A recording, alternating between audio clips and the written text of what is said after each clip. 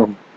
Kita lanjutin yang meeting terakhir untuk resepis dan pengeluaran. Yang kali ini agendanya itu kita ngebahas UI resepis, flow pengeluaran sama UI UX pengeluaran kas. Kita highlight sedikit ya. Kemarin kan kita sudah bahas menu sushi itu terdiri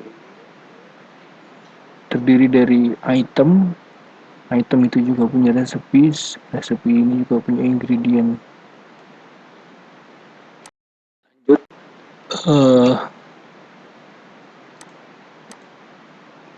Kalau menu aplikasi resepis kita mulai dari ini resep listnya dulu ya.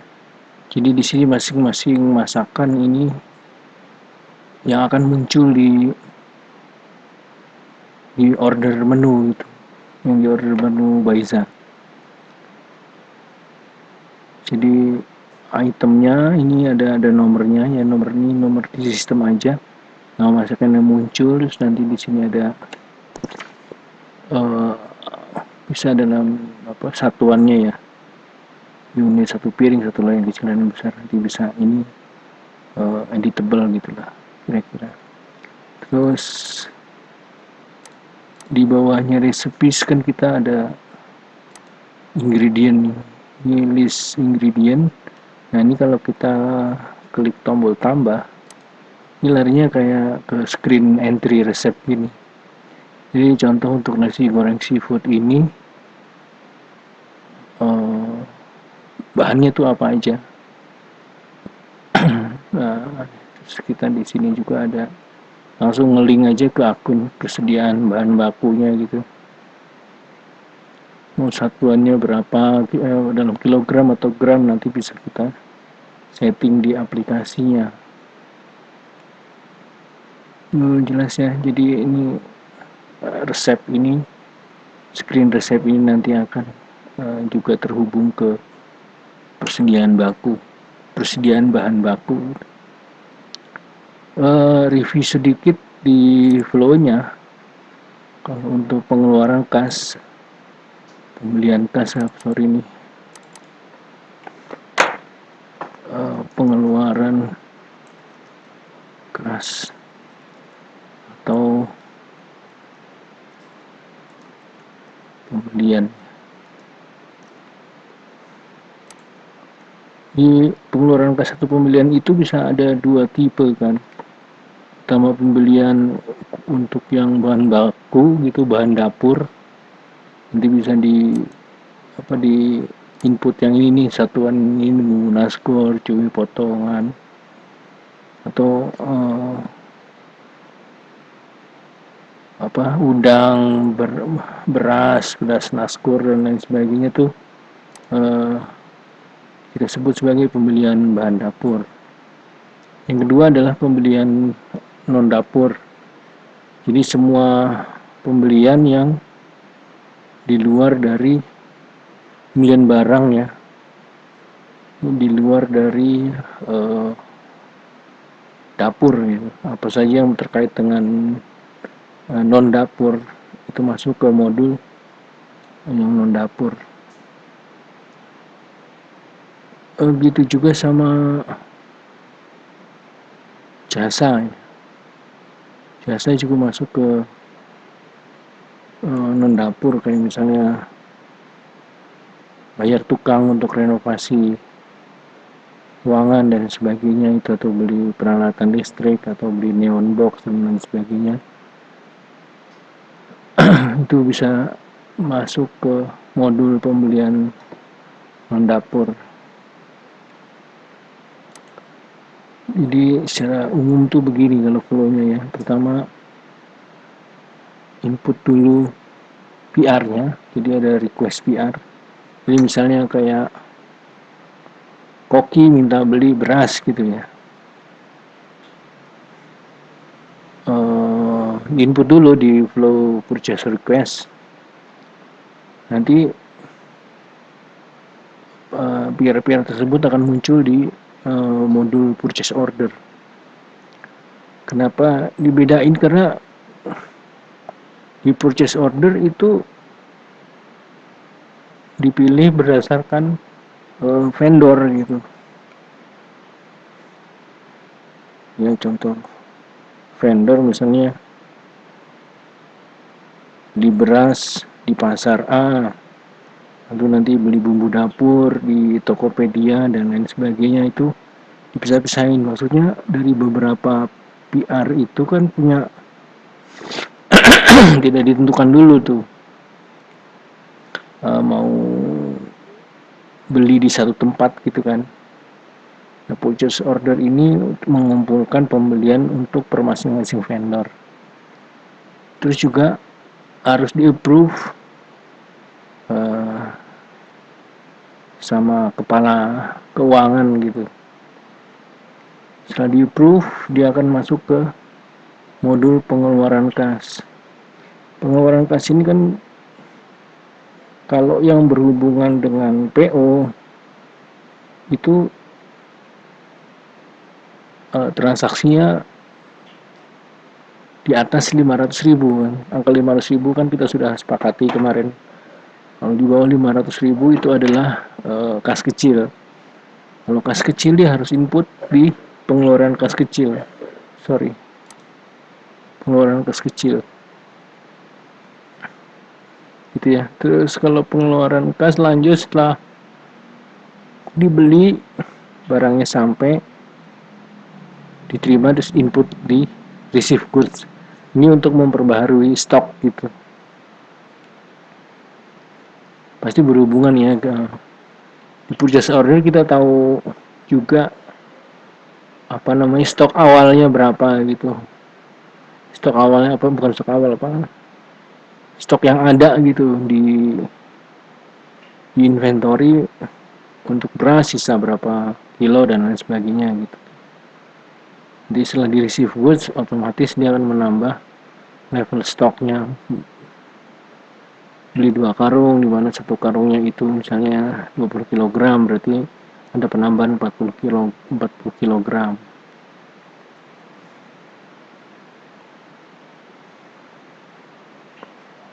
Lanjut ya, kita langsung masuk ke screen-nya nih. Tadi sudah flow pengeluaran kas, sekarang UI UX pengeluaran kasnya. Dari mulai tadi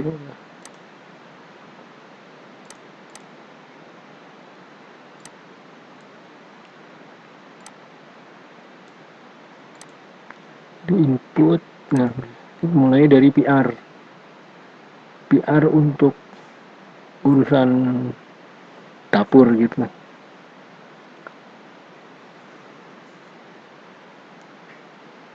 Jadi pas create new PR, dia otomatis PR number ini otomatis di create dari sistem gitu. Jadi kita nggak input manual. Sudah gitu PR user originator itu juga tergantung dari yang login, siapa yang login pada saat mau input form purchase request ingredient ini. PR date itu mengikuti hari ini gitu.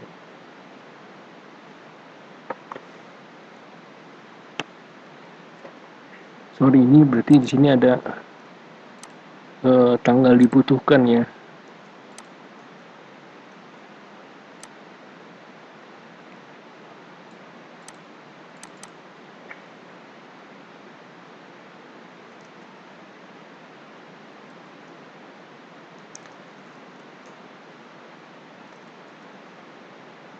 Available date request.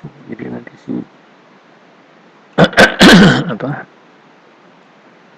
yang mengajukan pembelian ini harus input, ya nggak mandatory sih, jadi nanti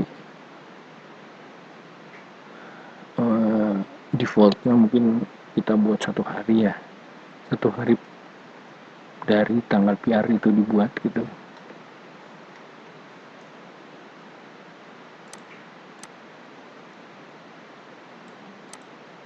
lanjut, nanti dia ngisi apa-apa aja gitu yang mau dibeli, berikut sama isian penjelasannya kalau ada.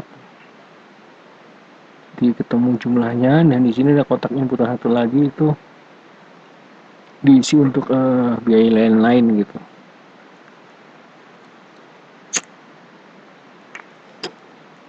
Biar sih definisiin juga sih biaya lain-lainnya itu apa gitu. Nanti kita buat di sini kayak semacam apa, combo button ya.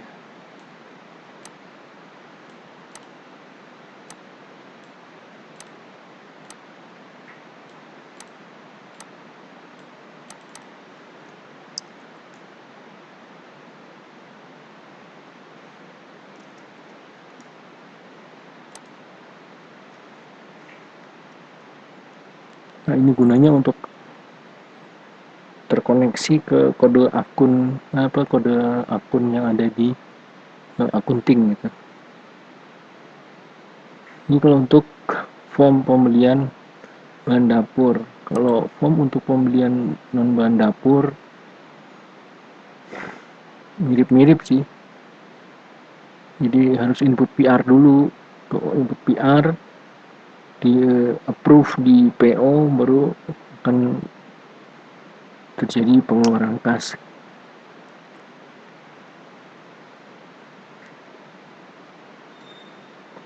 Ini juga otomatis PR number tergantung dari loginnya, PR date-nya. Jadi kalau untuk yang bahan dapur ini PR untuk non ingredient ini on, berarti begitu request bisa dikeluarkan kapan saja gitu. Jadi nanti tergantung dari pengeluaran uangnya gitu.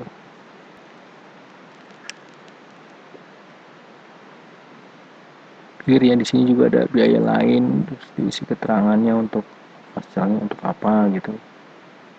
Untuk pembelian wifi, wireless extender yang di parkiran misalnya. Oke, itu untuk PR-nya.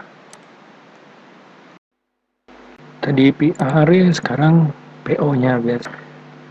Di menu aplikasi gitu, kita klik purchase order, keluar screen ini dulu. Nanti kita kalau create PM listnya ini otomatis keluar dari PR yang ada gitu. Jadi bisa diklik detail, nanti akan lari ke detail dari purchase request-nya. Nanti disetujui, diklik setujui sama kepala pembelian. Terus nanti juga kalau dibatalkan atau di reject, input alasan rejectnya seperti apa. Kalau screen PO entry-nya juga nggak ada yang aneh sih ya, masih tetap sama, cuman bedanya nanti ada penetapan vendornya gitu. Jadi list PR item ini itu adalah pembelian di satu vendor yang sama kayak gitu. Itu ya, nanti bisa dicetak kalau perlu dicetak untuk PO-nya. Terus bisa kalau nggak jadi input gitu batal aja, nanti dari ulang lagi gitu. Terus kalau sudah selesai dikirim. Lanjut ke pengeluaran kasnya. Jadi ini kira-kira draft dari screen pengeluaran kas gitu. Jadi dipilih ya, sumber dananya itu dari kas tunai,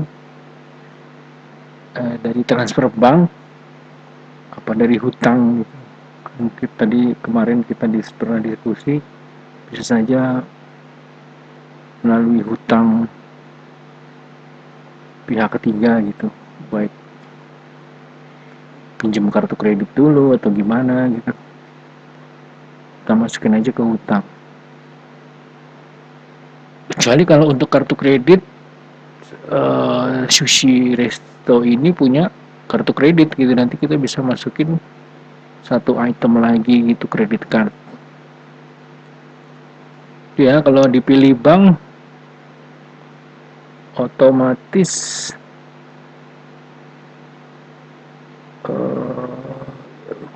apa namanya, frame ini tuh akan muncul. Kalau dipilih hutang, frame ini yang akan muncul. Kalau tunai kan nggak muncul dua-duanya. Tunai langsung aja diisi ini ada nomor PO ya.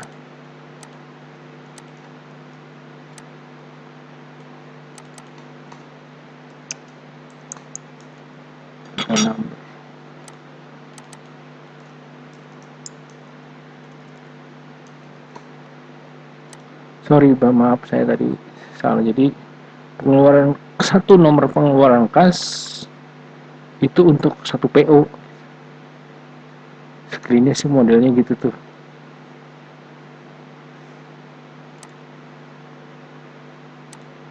Jadi nggak satu pengeluaran kas untuk beberapa PO, saya pikir nggak cocok ya. Jadi bisa kita trace.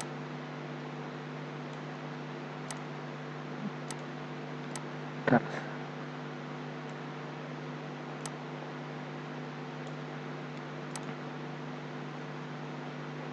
Oke.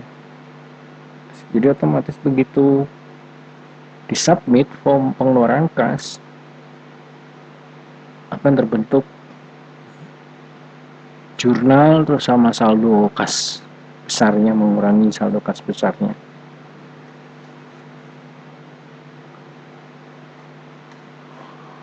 Oke, terus yang terakhir adalah kas kecil. Itu mirip ya, cuman detailnya beda. Di sini kita tunjuk nomor kode akun di akuntingnya, nama kode akun sama deskripsinya pembelian apa gitu. Untuk kas kecil ini juga nggak boleh lebih dari 500.000 ya.